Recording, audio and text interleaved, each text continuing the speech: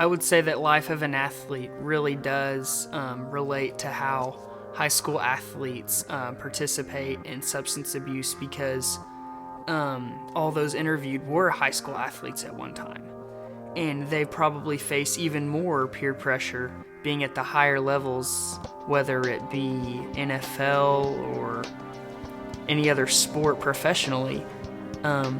There's probably a lot more pressure on them as a professional athlete than there is on a high school student, so you can definitely relate with what they're saying. I definitely think Life of an Athlete speaks to kids our age because it puts a voice in your head to stay on the right track and to stay firm in what you believe and to not let others influence your life.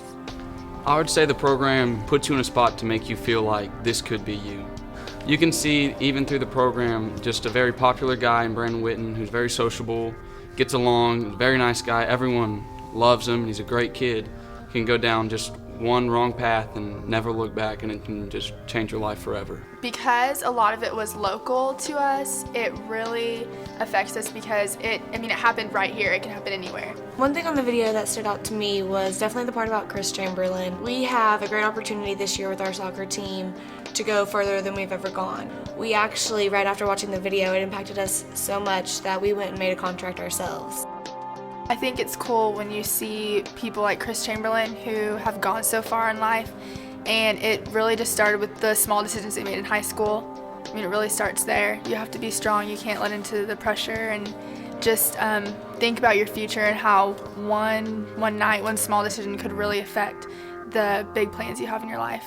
In the video, it shows you not just the testimonies of people, but also what it does to your body, especially your brain. Your brain controls every movement that you do. As an athlete, you need those skills to perform. So it definitely encouraged me to not ever touch alcohol or drugs or even get in a group that does that. What's your fate? What's your fate? What's your fate? What's your fate? I think What's Your Fate is a great analogy, not only to fight addiction through education, but also if you are going to participate in substance abuse, then you really need to look at the bigger picture and see how will this affect me tomorrow. Puts the responsibility on yourself. What do I want my fate to be? And how hard am I going to work to make that fate happen? And am I going to let these variables that aren't constant, that are temporary, and that are very bad for your body interfere with my dreams and the fate that I'm going to ultimately want? What's your fate? What's your fate? What's your fate? What's your fate?